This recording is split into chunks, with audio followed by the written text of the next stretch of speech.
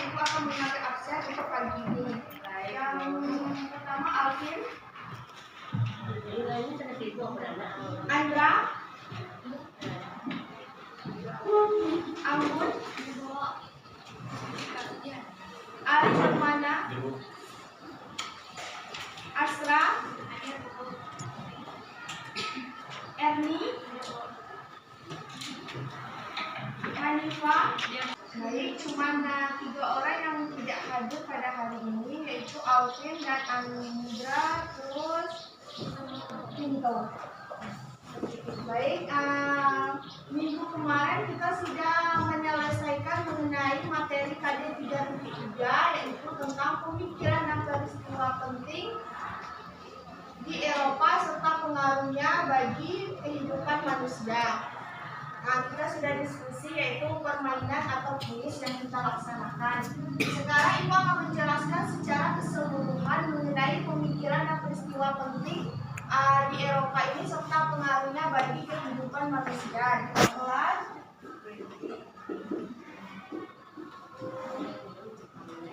KD 3. Di mana peserta didik mampu menganalisis, menjelaskan mengenai pemikiran dan peristiwa penting di Eropa seperti Renaissance, apalagi reformasi gereja,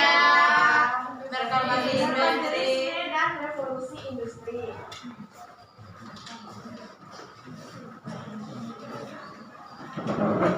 Nah, coba lihat pada slide PPT yang Ibu tampilkan, yaitu coba perhatikan gambar berikut ini. Apa yang Anda simpulkan dari gambar ini? Coba perhatikan gambar ini. Apa yang terlihat dari gambar ini? Coba kemukakan pendapatnya masing-masing. Yang terlihat pada gambar ini, misalnya gambar seperti gambar gereja atau gambar para pemikir. Nah, coba apa maksud dari gambar ini menurut pendapat Ananda? Nah, baik, ini ada gambar kunci. Nah, ini ada toko para pemikir dan ini adalah gereja. Jadi dapat diartikan. Dari gambar tersebut bahwasanya dunia pada saat itu atau Eropa khususnya sedang berada dalam pengaruh dari gereja. Nah, tadi ada gambar kunci. Nah, jadi para pemikir ini, para pemikir, tokoh-tokoh pemikir dalam gambar tadi itu dikunci, para pendapatnya dikunci oleh gereja harus sesuai dengan tuntutan atau dogma apa kemarin artinya?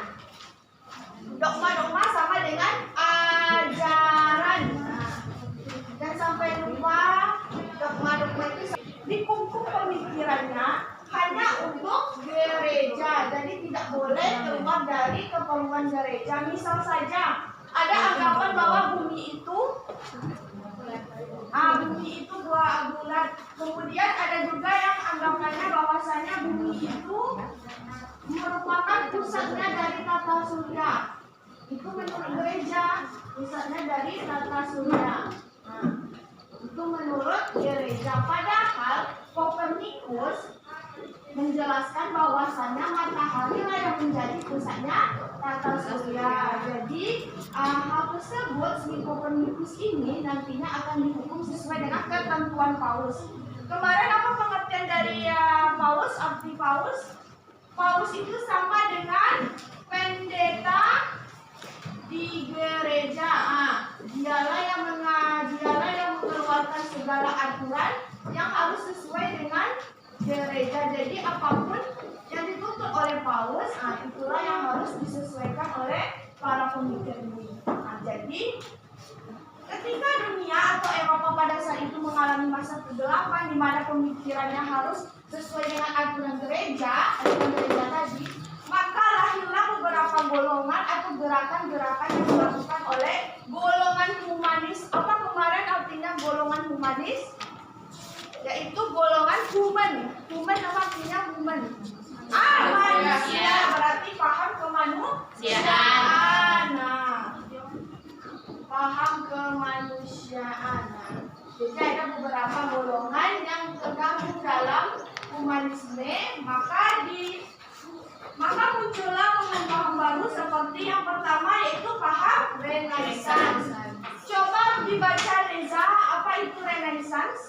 Renaissance adalah suatu gerakan perubahan besar di Eropa yang terjadi setelah abad pertengahan. Istilah Renaissance berasal dari bahasa Latin, yaitu renaissere, yang terdiri dari dua kata, yaitu re berarti kembali dan naissere berarti lahir. Dengan begitu, Renaissance dapat diterjemahkan sebagai masa terlahir kembali. Seperti yang Ibu jelaskan tadi, di mana para pemikir itu pemikirannya didukung oleh gereja, maka pada masa itu mengalami masa kegelapan atau disebut dengan the Dark Age. Jangan sampai lupa the Dark Age. Maka ketika dunia mengalami kegelapan pada saat itu, muncullah Renaissance itu sebagai suatu gerakan perubahan dalam segala bidang kehidupan, baik itu dalam bidang teknologi, dalam ilmu pengetahuan, terkhususnya ilmu pengetahuan, karena pada saat itu ada sesuai dengan tuntutan dari gereja. Kemudian slide selanjutnya, Bu.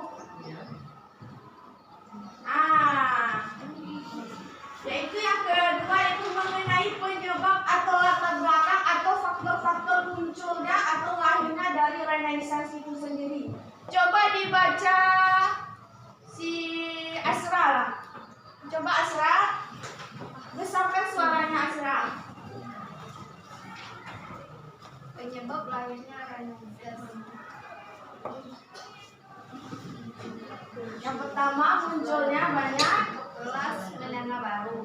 Kemajuan perdagangan internasional berdampak positif dan ditandai dengan perkembangan ekonomi yang besar dan munculnya orang kaya baru. Yang kedua, Adanya dukungan pengusaha dan bangsawan yang progresif. dukungan diberikan dalam melampaui pengembangan pendidikan berbasis humaniora serta pembiayaan proyek-proyek besar dalam bidang seni dan budaya. Ketiga, Situasi masyarakat pada abad pertengahan yang dalam banyak masyarakat yang hidup miskin mulai mempertanyakan ulah hakikat tujuan hidup serta institusi yang sebelumnya menentu arah hidup mereka. Jadinya Konstantinopel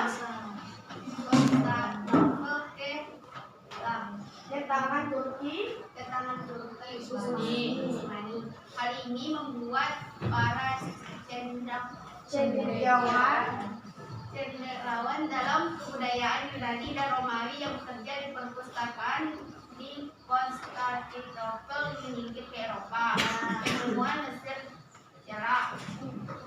cetak ditemukan pada 1454 oleh Gutenberg dari Jerman yang kemudian dapat mempercepat dan memperluas gagasan-gagasan Renaissance.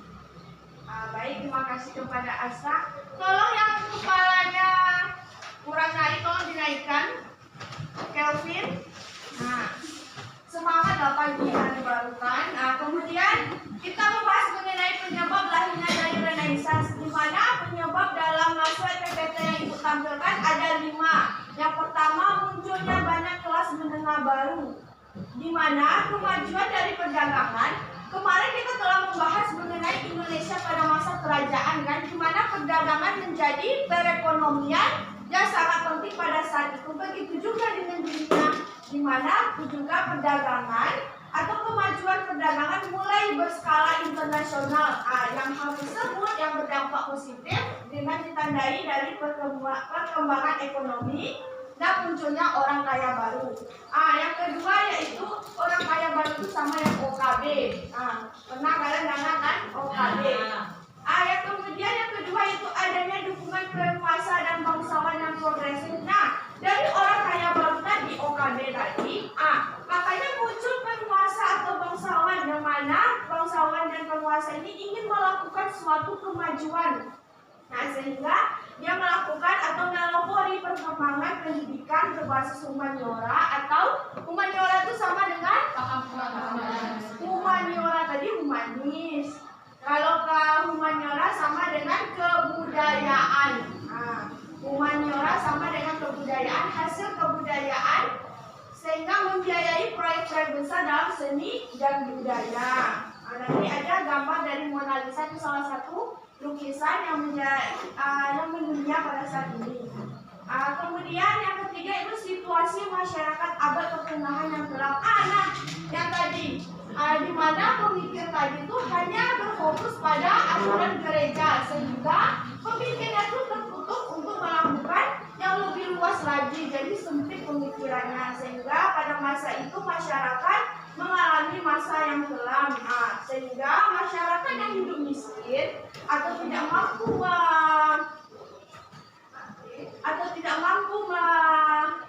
memenuhi kebutuhannya, maka banyak masyarakat itu yang mulai mempertanyakan hakikat, tujuan hidup, serta institusi-institusi yang sebelumnya menuntut arah mereka. Kemudian jatuhnya Konstantinopel ke tangan Turki Utsmani. Ini salah satu poin penting dari berkembangnya atau lahirnya Renaissance itu, di mana jatuhnya Konstantinopel itu merupakan tempatnya rempah-rempah dari Asia dan Timur Tengah, semuanya pasti dijual belikan di Konstantinopel. Selain itu juga terdapatnya perpustakaan bersejarah tentang Eropa pada saat itu, tentang peradaban Yunani dan Romawi kuno. Ketika Konstantinopel jatuh pada tahun berapa Konstantinopel jatuh ke tangan Turki Utsmani? Ada namanya anak Iris Bella, ada 1453 itu Konstantinopel jatuh ke tangan Turki Utsmani. Maka karena umat Islam yang memegangnya, bangsa Barat itu dibatasi di Konstantinopel itu gerakannya. Jadi mereka melakukan penjelajahan samudra untuk mendapatkan rempah-rempah. Maka bertemulah mereka dengan India, Indonesia, dan negara-negara Asia lainnya. Yang kelima lagi, penemuan mesin cetak. Karena teknologi yang semakin canggih, kemajuan perdagangan yang mulai berdampak positif, sehingga adanya penemuan-penemuan baru oleh para pemikir tadi. Seperti penemuan mesin cetak pada tahun berapa, Rizky?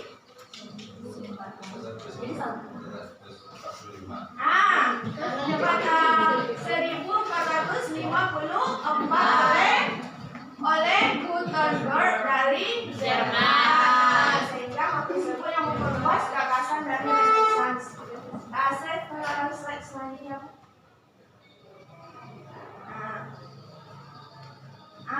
Yang ketiga lagi, pengaruh dari Renaissance bagi dunia. Coba dibaca yang suaranya yang keras lah. Talita lah. Pengaruh Renaissance bagi dunia. Renaissance berpengaruh dalam bidang kesenian, ilmu pengetahuan, intelektual, arsitektur, dan seni patung. Contohnya, terdapat paham-paham baru seperti paham rasionalisme, individualisme, absolutisme, dan lain sebagainya. Sedangkan dalam kesenian mulai berkembangnya seniman terkemuka dengan seninya masing-masing, seperti Leonardo da Vinci dan lukisannya yang bernama Mona Lisa. Dalam ilmu pengetahuan, munculnya ahli-ahli sains seperti Copernicus dengan teori heliocentrisme dan Galileo Galilei bahwa bumi itu bulat dan bumi beserta planet-planet lain mengelilingi matahari, sehingga berakibat pada adanya penjelajahan samudra. Pengaruhnya bagi dunia pastilah terdapatnya paham-paham baru. Paham-paham baru inilah yang menjadikan Indonesia itu mengenal namanya nasionalisme. Apa arti nasionalisme? Cinta tanah air. Kemudian ada yang namanya absolutisme dan lain sebagainya. Kemudian selain itu dalam bidang kesenian pun juga berpengaruh, seperti mulai berkembangnya tokoh-tokoh atau seniman terkemuka, yaitu seperti Leonardo da Vinci dengan lukisannya Mona Lisa.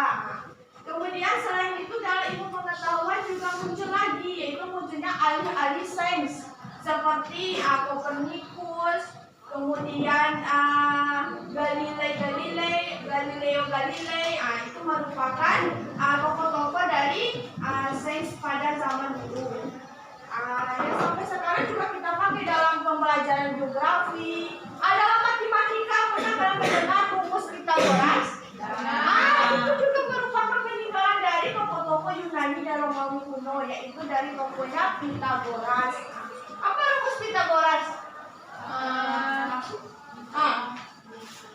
A kuadrat tambah B kuadrat tambah C kuadrat. Itu rumus dari Pythagoras. Slide selanjutnya, Bu. Ini salah satu nih lukisan. Mona Lisa sebelahnya Leonardo da Vinci tadi. Bagaimana? How about Indonesia? Bagaimana pengaruhnya dengan Indonesia? Coba si Hanifal. Mulai dari berdampak pada. How about Indonesia? Berdampak pada tujuan bangsa Barat untuk mencuri rempah-rempah ke dunia timur yang mempertemukan mereka dengan Indonesia. Dengan penjajahan yang dilakukan tentu juga berpengaruh pada kehidupan masyarakat yang dijajah.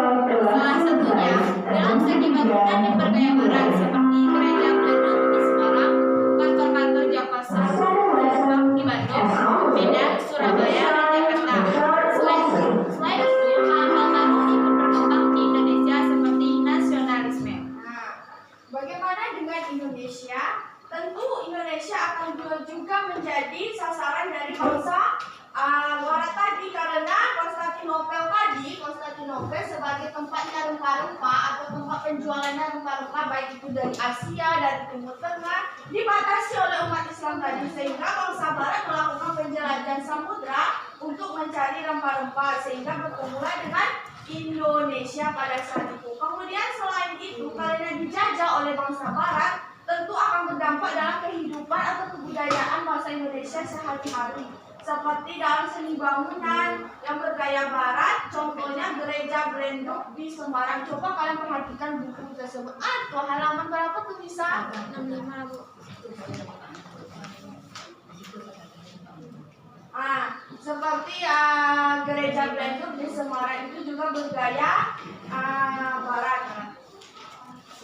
Tadi kan cukup soalnya kalau di situ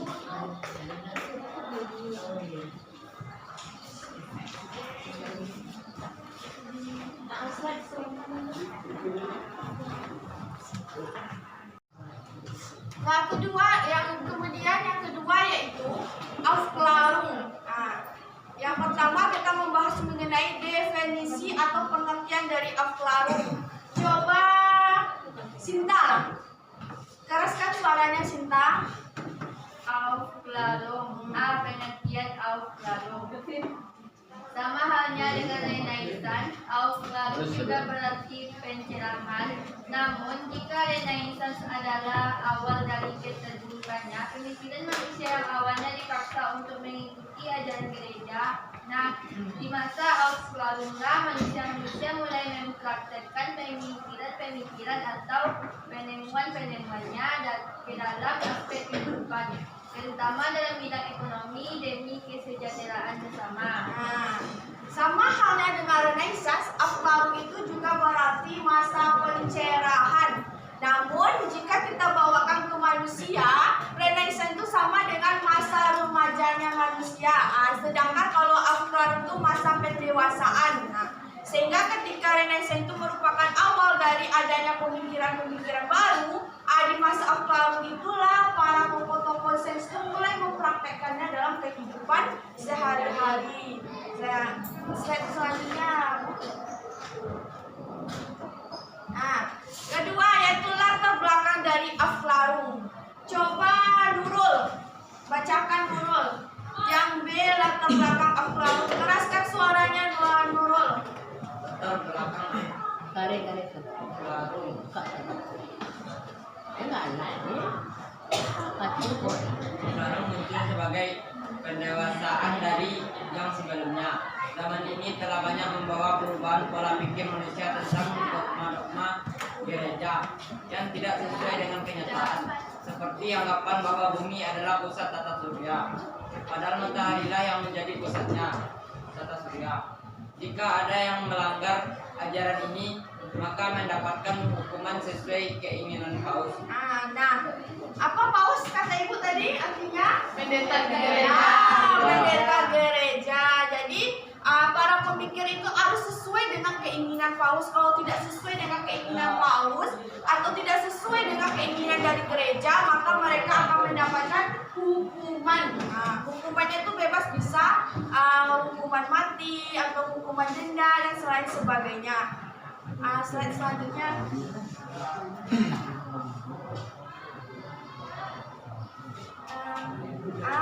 Tentang bagaimana dengan perkembangannya bagi dunia. Coba Pintu, coba bacakan Pintu yang bagian C. Bagaimana dengan perkembangannya bagi dunia? Coba Pintu keraskan suaranya Pintu. C. Bagaimana dengan perkembangannya bagi dunia? Jerman. Toko yang paling berpengaruh dalam munculnya Aflarung adalah Immanuel Kant yang dikenal sebagai zaman baru, yang merupakan tokoh kebangsaan Jerman yang paling terkenal dalam mempertanyakan tentang batas kemampuan akal manusia. Selanjutnya Inggris. Periode ini ditandai dengan munculnya aliran Deisme, yaitu aliran yang mengkritisi setiap ajaran agama. Aliran ini ditembangkan oleh Edward Herbert dengan alasan bahwa akal memiliki otonomi mutlak setiap aliran agama. Atas dasar tersebut ia menimbulkanlah kepercayaan yang berdasarkan dogma. Yang ketiga Prancis. Tokoh Aflarung Prancis dikembangkan oleh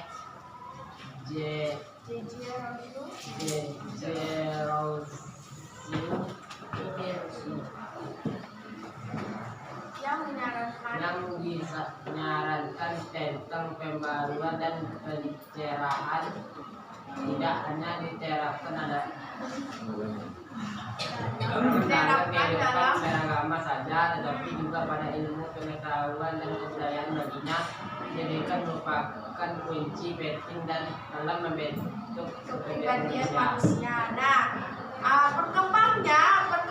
Perkembangannya bagi dunia yaitu yang pertama berkembang di 3 negara-negara besar. Yang pertama Jerman dengan tokohnya yaitu Immanuel Kant. Kemudian Inggris dengan ditandai dengan adanya aliran Deisme, yaitu mengkritisi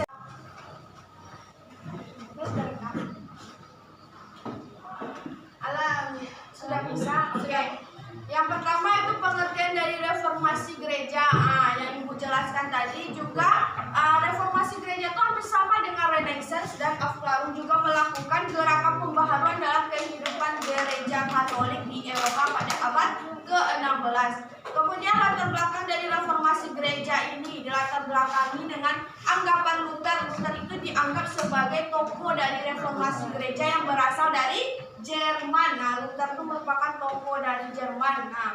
Ia menganggap bahwa pihak gereja Katolik Roma telah banyak melakukan penyimpangan, ditambah lagi dengan perkembangan pemikiran pada Renaissance menyebabkan beberapa orang mulai mempertanyakan kemurnian dari ajaran yang disampaikan oleh gereja, di mana ajaran disampaikan gereja itu tidak sesuai dengan Alkitab, tetapi sesuai dengan ajaran dari Paus yang tadi.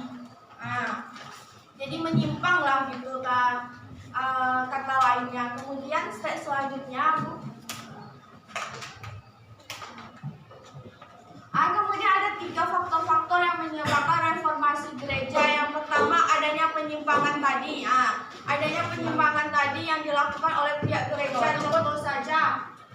Contoh saja yaitu penjualan surat amlat. Atau surat amlat itu sama dengan surat pengampunan dosa. Kemudian perkembangan paham humanis tadi yaitu perkembangan paham kemanusiaan, di mana banyak orang yang telah membaca dan menerjemahkan Alkitab. Bahasa Alkitab pertama kali yaitu berasal dari bahasa Yunani.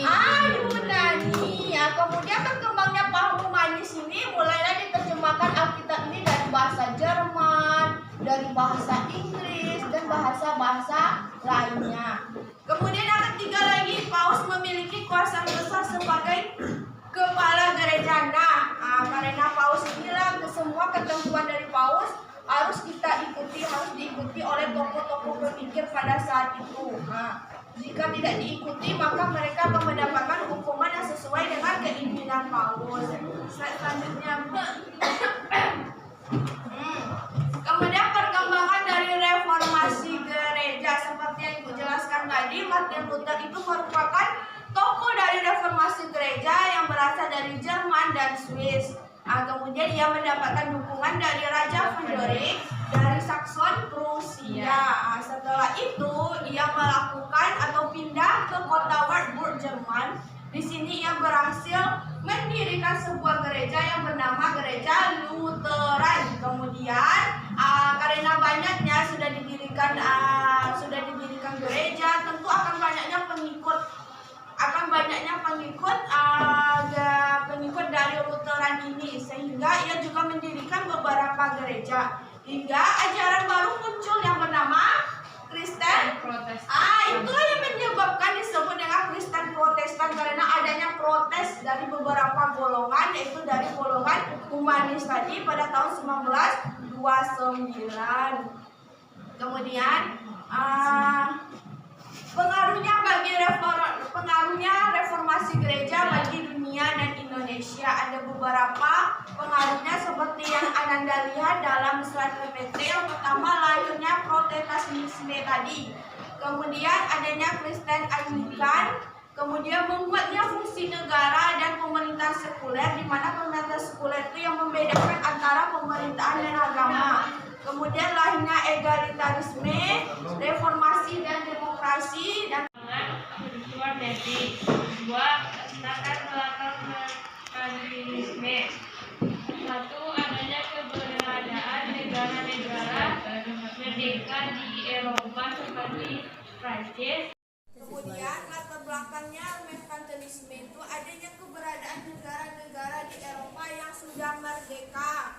Kemudian negara-negara tersebut ingin mempertahankan kesejahteraan dan kedaulatan rakyatnya serta kebebasan. Kemudian negara tersebut memerlukan kondisi ekonomi yang kuat agar bisa bertahan, sehingga mereka dapat menguatkan dalam bidang ekonomi, dalam bidang militer dan lain sebagainya. Kemudian ditetapkannya logam mulia.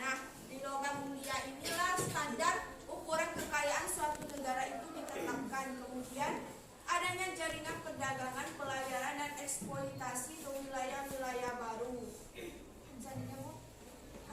Selanjutnya yaitu perkembangan merkantilisme bagi dunia dan Indonesia, di mana perkembangan dari merkantilisme itu berkembang sampai ke 4 negara besar di Eropa pada saat itu seperti Prancis, Inggris, Jerman, Belanda. Yang bisa kalian baca ya perkembangannya, di mana kalau di Prancis itu terjadi pada masa Raja Louis ke-14. Kemudian kalau di Inggris itu pada masa Elizabeth pertama. Kalau di Jerman itu pada masa Kaisar Frederick Wilhelm I dengan ajarannya yaitu kameralisme mengenai kas raja. Ya kalau di Belanda itu salah satunya yang di Belanda itu adanya VOC yang ada di Indonesia. Kemudian ada juga WIC yang dilakukan oleh Belanda untuk melakukan monopoli perdagangan. Kemudian juga tersebar di beberapa negara lainnya. Selanjutnya Bu, kemudian bagi Indonesia.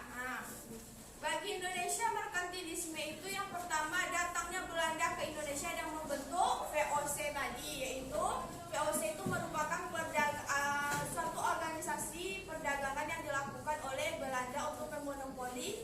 rempah-rempah yang ada di Indonesia. Kemudian Raffles melakukan sewa tanah, sistem sewa tanah. Pernah belajar di sejarah wajib? Nah, tentang sejarah wajib itu melakukan sistem sewa tanah. Kemudian adanya stratifikasi sosial, di mana golongan pertama itu pasti golongan orang Belanda dan asing kulit putih. Sedangkan yang kedua yaitu timur asing seperti Cina, Cina juga Jepang dan lain sebagainya. Kemudian golongan ketiga itu kita golongan orang-orang pribumi. Selanjutnya Bu.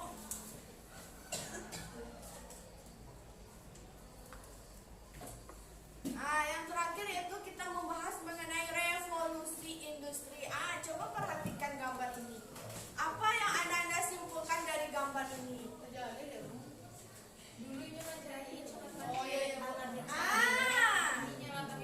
ya, pintar Hanifah, yaitu adanya perubahan dalam sektor ekonomi pada saat itu, dalam sektor perindustrian pada saat itu yang awalnya hanya manual oleh tangan manusia sehingga memerlukan waktu yang lama, biaya yang mahal, sehingga dengan perkembangannya tadi, ilmu teknologi tadi, maka orang-orang pemikir tersebut atau para cendekiawan itu membuat suatu penemuan baru, yaitu adanya teknologi yang bisa memudahkan pekerjaan, meringankan pekerjaan, menghemat waktu, dan biayanya yang murah. Selanjutnya Bu. Pengertian dari revolusi industri. Revolusi industri adalah sebuah perubahan. Revolusi itu perubahan, reformasi juga perubahan. Jadi revolusi industri suatu perubahan besar dalam kegiatan perekonomian, seperti adanya mesin-mesin berubah ke industri dan lain sebagainya. Kemudian latar belakang dari revolusi industri, ada dua faktor yang menyebabkan revolusi industri ini muncul. Yang pertama dalam bidang faktor eksternal atau dari luarnya, yaitu perkembangan ilmu pengetahuan, pembentukan lembaga-lembaga riset seperti The Royal Society of England. Kemudian ada juga dari faktor internalnya atau faktor dari dalam, yaitu adanya revolusi agraria, adanya kekayaan alam yang melimpah, tanah jajahan, dan keberadaan tenaga ahli dalam perindustrian, banyaknya tenaga kerja, dan lain-lain sebagainya. Selanjutnya Bu. Kemudian kita membahas mengenai dari perkembangan revolusi industri ini. Seperti yang Anda lihat, pada awalnya revolusi industri ini terjadi dalam bidang tekstil. Bidang tekstil itu sama dengan bidang pakaian. Pintar Atanita, yaitu dalam bidang pakaian. Hal ini dikarenakan semakin banyaknya permintaan bahan pakaian dari kapas, sehingga dilakukanlah suatu perubahan dengan mengeluarkan mesin-mesin untuk menghemat biaya, mempercepat waktu. Kemudian bagaimana proses dari perkembangan industri pada masa revolusi industri? Yang pertama yaitu, coba perhatikan di buku cetak ada tahapan-tahapannya. Yang pertama domestic system atau home industry, kemudian adanya manufacture industry, yang ketiga adanya factory system. Selanjutnya Bu. Baru yang kita membahas mengenai pengaruh revolusi industri. Yang pertama, bagi dunia adanya perkembangan industrialisasi tadi. Kemudian perubahan sistem sosial. Nanti perubahan sistem sosial ini nanti ada dua golongan, seperti golongan proletar, bourgeois, itu akan muncul pada masa revolusi industri ini. Nanti adanya paham-paham baru seperti paham kapitalisme. Pernah mendengar paham kapitalisme? Itu paham untuk mencari keuntungan yang sebesar-besarnya. Kemudian yang munculnya paham-paham baru tadi. Kemudian bagi Indonesia sendiri bagaimana? Tentunya perkembangan industri pasti. Kemudian peningkatan laju urbanisasi, di mana orang-orang dari desa ini pergi ke kota untuk mencari lapangan pekerjaan, karena di kota itu banyak industri-industri yang mulai didirikan. Jadi mereka melakukan laju urbanisasi yang meningkat. Urbanisasi itu adalah perpindahan penduduk dari desa ke kota atau tempat yang lemah penduduk ke tempat yang luas, banyak